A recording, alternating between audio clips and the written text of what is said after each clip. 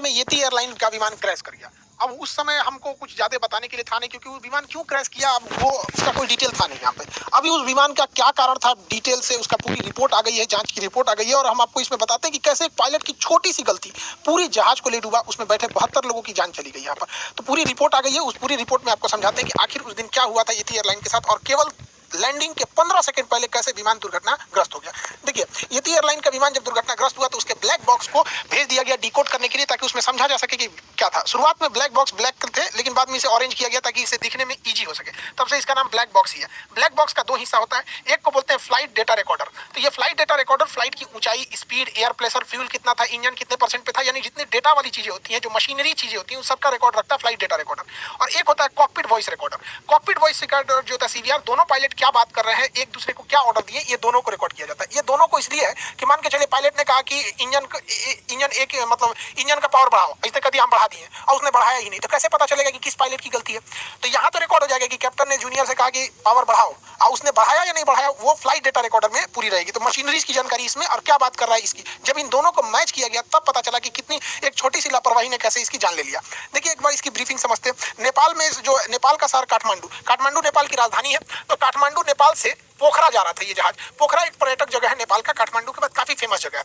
ये पोखरा एयरपोर्ट में इतने लोग जा रहे थे पैसेंजर, ताकि उसके नया पुराने एयरपोर्ट की जगह पे अब नया एयरपोर्ट बनाया गया था। 15 दिन हुआ था इस एयरपोर्ट के उद्घाटन, यानी 1 जनवरी 2023 को इस एयरपोर्ट का उद्घाटन हुआ था, पोखरा इंटरनेशनल एयरपोर्ट का।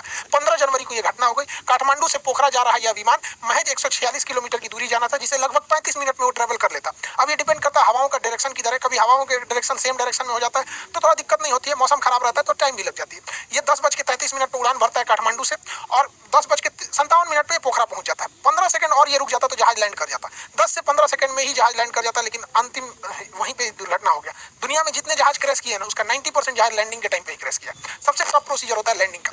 उस जहाज में 68 पैसेंजर थे, 4 क्रू मेंबर थे, यानी लगभग 72 लोग थे। इसमें 5 भारतीय भी थे, 72 में ही 5 थे। इसमें से किसी को नहीं बचाया जा सका, और येती एयरलाइन का फ्लाइट 691 क्रैश कर गया। अब इसको डिटेल से समझते हैं कि क्रैश कैसे किया गया। तो देखिए, किसी भी जहाज में 2 पायलट होते हैं। सीनियर को कहते हैं कैप्टन, जूनियर को कहते हैं फर्स्ट ऑफिसर। कैप्टन के लिए CAPT लिखा रहता है कैप्टन के लिए, और इस फर्स्ट ऑफिसर के लिए F.O लिखता है। यहाँ पे ये फर्स्ट ऑफिसर हो गए। कैप्टन में 4 स्ट्रिप्स होते हैं हाथ पे, और फर्स्ट ऑफिसर के 3 होते हैं। यहाँ पे कंधे पे भी कैप्टन के 4 स्ट्रिप्स लगे होते हैं, और फर्स्ट ऑफिसर के 3 होते हैं। समझ गए कि नहीं? तो ये कैप्टन का फर्क होता है। यहाँ पे कैप्टन जो होता है लेफ्ट साइड में बैठता है, और फर्स्ट ऑफिसर राइट साइड में बैठता है जहाज में। यहाँ पे इस जहाज को उड़ा रहे थे कैप्टन कमल उड़ा रहे थे, और फर्स्ट ऑफिसर जो थी वो अंजू थी। ये इनका बतौर फर्स्ट ऑफिसर इनकी लास्ट फ्लाइट थी। अगर ये जहाज लैंड कर जाता तो इनका प्रमोशन देके ये भी कैप्टन बन जाती, और 3 की जगह 4 स्ट्रिप लग जाते।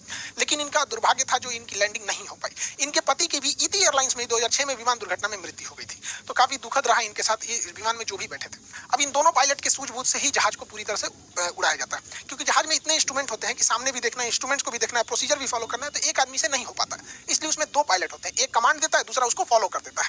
तो यही हो रहा था यहाँ पे। चेक प्रोसीजर बहुत जरूरी होता है, चेक लिस्ट फॉलो करना होता है। जब जहाज लैंडिंग के लिए आती है तो कैप्टन जो होता है वो सीधे लाइन अप कर लेता है। फर्स्ट ऑफिसर को वो अपना ऑर्डर करते रहता है कि इंजन पावर को घटाना है। तो इसका एक विमान में चेकलिस्ट प्रोसीजर है। जैसे गियर डाउन करना है, लैंडिंग गियर यानी चक्के को नीचे करना है, तो यहाँ लैंडिंग गियर का नॉब होता है, उसको नीचे कर देते हैं। और तब जैसे चक्का नीचे हो जाएगा तो 3 लाइट जल जाएंगे, क्योंकि 2 चक्के पीछे होते हैं और एक नोज लैंडिंग गियर आगे होता है, तीनों लाइट जल जाएंगे। तो कैप्टन बोलेगा लैंडिंग गियर डाउन, तो फर्स्ट ऑफिसर क्या करेगा, लैंडिंग गियर को डाउन करेगा। जब जैसे डाउन हो जाएगा तो बोलेगा चेक, मतलब हमने कर दिया। तो लैंडिंग गियर डाउन, उसने लैंडिंग गियर डाउन, फिर बोलेगा चेक। ये रूल है, कोई भी काम जब हो जाए तो उसके बाद उन्हें बोलना है चेक। और जब ATC से बात करते हैं, एयर ट्रैफिक कंट्रोलर से, तो हाँ बोलना है तो हाँ नहीं बोलते हैं, रॉजर बोलते हैं, या कॉपी। जैसे बोलना है कि राइट टर्न, कहेगा रोजर, मतलब समझ गए कि राइट मुड़ना है, या कॉपी। तो ये कोड है, क्योंकि ना जहाजों में ना जो बात होती है रेडियो फ्रीक्वेंसी में काफी हल्ला होता है उसमें, तो उस वजह से ना ऐसी भाषा का प्रयोग किया जाता है जो मैच ना करे आम बोलचाल की भाषा में। जैसे इमरजेंसी में मेडे मेडे मेडे, तो ये आम भाषा में नहीं है, कितना भी घड़घड़ाहट हो जाएगा ये आवाज अलग लगने लगेगी। इसलिए थोड़ी सी रेडियो की भाषा ऐसी रखी जाती है। रोजर मतलब हाँ ठीक है, कॉपी का मतलब भी ठीक है, नेगेटिव मतलब नहीं हमको नहीं पता। उसी तरह चेक मतलब हाँ जो तुमने बोला हमने कर दिया उसको।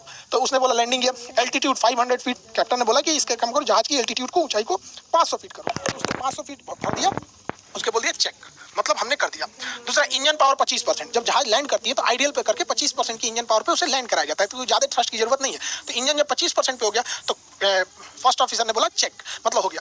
यही गलती हुई चौथे यहाँ प्रोसीजर में। चौथे में क्या दिक्कत हुआ, कैप्टन ने बोला फ्लैप 30 डिग्री, फ्लैप्स होता है विंग्स का निचला भाग, अभी आगे समझाएंगे, वीडियो में भी दिखाएंगे, उसको 30 डिग्री पे घुमा दो। इसने बोला चेक, मतलब हमने घुमा दिया। लेकिन जब कॉकपिट वॉइस रिकॉर्डर और फ्लाइट डेटा रिकॉर्डर यानी ब्लैक बॉक्स में पता चला, तो पता चला कि बोला गया कि फ्लैप 30 डिग्री करना है और को पायलट ने भी कह दिया है कि चेक, लेकिन उसने 30 डिग्री किया नहीं था। अब यहाँ पकड़ा गए इन्वेस्टिगेटर्स कि भैया उसने बोल रहा है कि फ्लैप 30 डिग्री, फर्स्ट ऑफिसर बोल रहा है चेक, मतलब हमने कर दिया। अब फ्लाइट डेटा रिकॉर्डर कह रहा है कि नहीं, एक्सीडेंट के बाद भी, दुर्घटना के बाद भी फ्लैप 15 डिग्री पे था। तब सब छाती पीट रहा है सूरत नहीं, जब फ्लैप 15 डिग्री पे था तो कौन बटन यहाँ दाब के इधर से बोल दिया कि चेक, मतलब ये दूसरा कोनो बटन दाब दिया है। इतना तो कंफर्म था। अब जांच के बाद पता चलती है, देखते हैं कैसे होता है, आगे समझिए। यहाँ पे देखिए, जैसे ये पोखरा एयरपोर्ट पे पहुंचे तो एटीसी एयर ट्रैफिक कंट्रोलर ने कहा कि आप रनवे 30 पे लैंड कर जाइए। अभी हम रनवे का भी एंगल बता देते हैं, 30 पे उतर जाइए।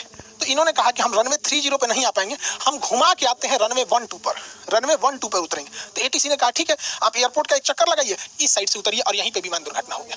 एकदम सामने रनवे पे दिखाई दे रहा था रनवे पे, और वहीं दुर्घटना हो गया। किसी भी जहाज में फ्लैप क्या होता है, विंग्स का ये निचला हिस्सा जो दिख रहा है ये होता है फ्लैप। ये अंदर घुस जाता है, देखिए रहता है ये बराबर है, लेकिन ये बाहर निकल सकता है, ये बाहर निकल सकता है, स्पाइलॉन पे बाहर निकल सकता है। थोड़ा सा निकलता है तो कहते हैं 15 डिग्री निकला है, और निकल गया तो कहते हैं 30 डिग्री निकला है। ये जितना ज्यादा निकलेगा हवाओं को उतना रोकेगा, फटफट फटफट करेगी जहाज, फटफट। इसलिए जब ये लैंडिंग के टाइम उतरता है, जब रोकने के टाइम पे होता है, तभी इसको नीचे किया जाता है। फुल स्पीड में इसको नीचे करेंगे, जहाज ऐसे डिसबैलेंस हो जाएगा। तो इससे हम लोग नॉर्मल 0 डिग्री पे रखते हैं इसको। यहाँ पर मेंटेन करने के लिए फ्लैप लीवर होता है जहाज में, जिससे ये कंट्रोल किया जाता है। यही पूरे गड़बड़ का कारण है जहाज को गिरने में। समझिए कैसे, इसको वीडियो से समझते हैं हम लोग। यहाँ समझिए, ये फ्लाइट है, ये रडार है, यही रडार पूरी तरह से उसको जांच करता है जहाज कहाँ गया। यहाँ पर फ्लाइट जैसे ये टेक ऑफ करती है तो फ्लैप थोड़ा सा नीचे रहता है। देखिए फ्लाइट में आप फिजिक्स में पढ़े होंगे, जहाज की परछाई क्यों नहीं बनती है, विवर्तन के कारण परछाई नहीं बनती है। ये फ्लाइट उड़ गई, यहाँ नीचे आपको VOR दिखेगा जो जहाजों को दाहिने बाएं बताता है। ये है VOR, यही बताता है कि वे पॉइंट किधर है, बहुत जरूरी वो चीज होता है।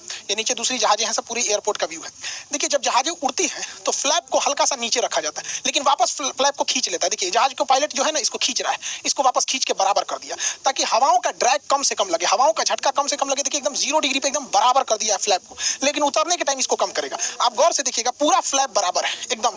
अगर बराबर नहीं रहेगा ना, इतना जोर से हवा लगेगा, बादलों से टकराएगा कि जहाज पलट जाएगा यहाँ पे, इसलिए इसे बराबर रख। देखिए एयरपोर्ट, अब इसको नीचे किया जाएगा, एयरपोर्ट के पास आ गया, देखिए इसको 15 डिग्री झुका रहा है। जैसे जैसे ये एयरपोर्ट के पास जाएगा, इसको और झुका के 30 डिग्री लेके चला जाएगा। अभी तो रनवे से थोड़ा दूर है, पास आएगा तो और एकदम नीचे कर देगा। अब ये नीचे से हवाओं को रोक के स्पीड कम करेगा, और जैसे ये लैंड कर जाएगा यहाँ पे, नीचे से हवाओं को रोकने लगा। अब ये ऊपर से स्पॉइलर खुल जाएगा, ये ऊपर से हवा को रोक रहा है, वो नीचे से हवाओं को रोक रहा है। फ्लैप बहुत जरूरी होता है, ये हवाओं, ये नीचे से रुकता है, स्पॉइलर ऊपर से। जब जहाज रुक जाती है तो स्पॉइलर को नीचे कर देते हैं और फ्लैप को भी रिट्रैक्ट कर लिया जाता है। बड़ा मेहनत से जहाज से एक एक वीडियो बनाना पड़ता है, ये सब चीजों को प्रॉपर एंगल से मिलेगा तब। कभी कभी बैठने के बाद पता चलता है कि इस एंगल पे शूट करना चाहिए, उस एंगल पे उतना सीट ही नहीं मिल पाया प्रॉपर। तो आप ये फ्लैप को समझ गए कि फ्लैप रोकने के लिए बहुत काम करता है। स्पॉइलर ऊपर की ओर उठता है, वो ऊपर से हवाओं को रोकता है, ये नीचे से रोकता है। यही फ्लैप को नीचे करना था वहां पे। तो कैप्टन ने कहा वहां पर कि फ्लैप को 15 डिग्री डाउन कर दो। ये फ्लैप है, यहाँ पर फ्लैप को 15 से 30 करना था, 15 डिग्री के बजाय इसको और घटा के 30 करना था। तो कैप्टन ने कहा कि फ्लैप 30 डिग्री, तो कैप्टन ने कहा चेक, मतलब 30 कर दिया, लेकिन उन्होंने नहीं किया।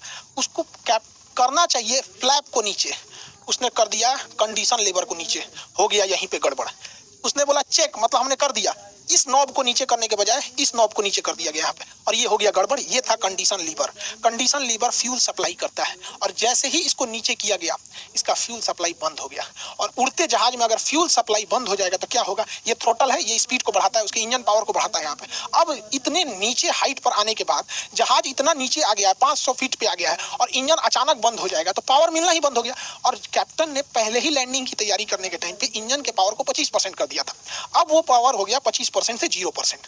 अब वो डिसबैलेंस होने लगा। पायलट को समझ में नहीं आ रहा है कि हो क्यों रहा है। पायलट अपना पूरा दिमाग लगा रहा है। उसने जो कंडीशन लीवर तो हो गया 0, फ्यूल सप्लाई हो गया बंद। अब उसने क्या किया, थ्रोटल को बढ़ा दिया। थ्रोटल पावर दे रहा है इंजन में भयानक पूरा। अरे भैया, इंजन में फ्यूल नहीं आ रहा है, आपके पावर देने से क्या हो जाएगा, जहाज की पूरा डिसबैलेंस हो गया। जहाज जब इंजन का पावर नहीं मिल पाता है, इंजन काम करना छोड़ देता है, उस कंडीशन को कहते हैं स्टॉल।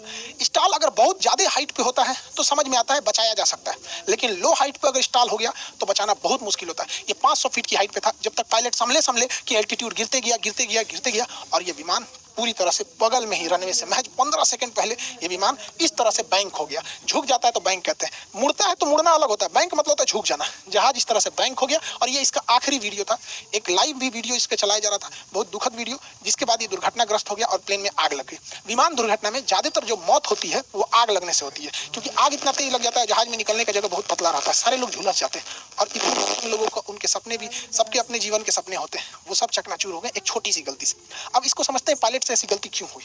देखिए, ऐसी गलती न हो इसलिए विमान कंपनियां जानबूझ के इस लीवर को छोटा रखती है, इसे बड़ा रखती है, ताकि पहचानने में दिक्कत ना हो फ्लैप को। दूसरा, फ्लैप अगर पीछे करना है तो इसे उठा के उसके बाद पीछे किया जाता है, जबकि कंडीशन लेबर में लॉकिंग सिस्टम अलग होता है, इसमें डबल लॉक होता है। यहाँ से पायलट को अगर कंडीशन लेबर को नीचे करना है, हो सकता है कि किसी एक इंजन में आग लग गया तो उस इंजन को बंद कर दिया जाता है, इसलिए इसके दोनों का अलग अलग लॉकिंग होता है। यहाँ पर अलग अलग लॉक करने के लिए होता है, इसमें अलग अलग नहीं, कॉमन होता है एक ही बार। अब पायलट को कैसे ये कंफ्यूजन हुआ कि इसको पीछे करने के पहले इसमें दोनों हाथ लगाया होगा, दोनों हाथ से ये लॉकिंग लीवर को ऊपर खींचा होगा, उसके बाद पीछे किया होगा, फिर भी उसको ध्यान नहीं आया कि लॉकिंग लीवर तो हम कंडीशन लीवर के लिए करते हैं, फ्लैप के लिए तो बस इसको उठा के पीछे किया जाता है। यहाँ पे एक यहाँ गलती हुई। मान के चलिए ये गलती हो गई तो पायलट को कोई ना कोई अलार्म तो मिलना चाहिए ना। अलार्म आखिर ये कहीं ना कहीं इंडिकेट तो होना चाहिए फ्यूल सप्लाई बंद हो चुकी है, तो यहाँ गड़बड़ी हो गया। ये डिस्प्ले इतना ज़्यादा होता है और इसमें फ्यूल सबसे छोटा दिखाया जाता है। ये इतने डिस्प्ले में एक होता है प्राइमरी फ्लाइट डिस्प्ले, ये होता है इसमें जहाज की एल्टीट्यूड कितनी है, उसका वर्टिकल स्पीड कितना है, स्पीड कितनी है, विंड डायरेक्शन कितना है, ये सब चीज़ें, बाहर का टेम्परेचर क्या है, ये सब इसमें दिखाता है। ये दो होता है, कैप्टन के लिए भी होता है, फ्लाइट ऑफिसर के लिए, प्राइमरी फ्लाइट डिस्प्ले कहते हैं। तो ये पीएफडी डिस्प्ले होता है। इसके बगल में नेविगेशन डिस्प्ले होता है, इसमें जहाज दोनों साइड में होता है, नेविगेशन डिस्प्ले दोनों साइड में। इसमें जहाज किस डायरेक्शन में जा रहा है, उस कितना एंगल पे उड़ रहा है और आगे बादल है या नहीं, मौसम खराब है कि नहीं, ये नेविगेशन डिस्प्ले पे दिखाता है। वे पॉइंट कहाँ से दाहिने और बाएं मुड़ना है। अब इसके बीचों बीच में एक डिस्प्ले होता है जिसे कहते हैं engine status display. Engine status, इसी में फ्यूल दिखाता है। अब बताइए, इतना छोटा है इंजन स्टेटस, इसको हम बड़ा करके यहाँ जूम करते हैं, देखिए इतना बड़ा स्क्रीन है, इसमें दिखा रहा है कि जहाज का इंजन, एक नंबर इंजन 21% पे है, दूसरा भी 21% पे है। इंजन का जो धुआं निकल रहा है उसकी जो वो है आपका टेम्परेचर, उसका 459, इसका 461 डिग्री, ये टेम्परेचर दिखा रहा है। फ्यूल कहाँ दिखाता है, तो यहाँ दिखाता है, इसमें 1453 लीटर फ्यूल है। इतना छोटे एरिया में दिखा रहा है। अब तो हम यहाँ बड़ा करके दिखा रहे हैं। अब सोचिए नेविगेशन डिस्प्ले में यहीं पे दिखाता है ये रहा फ्यूल।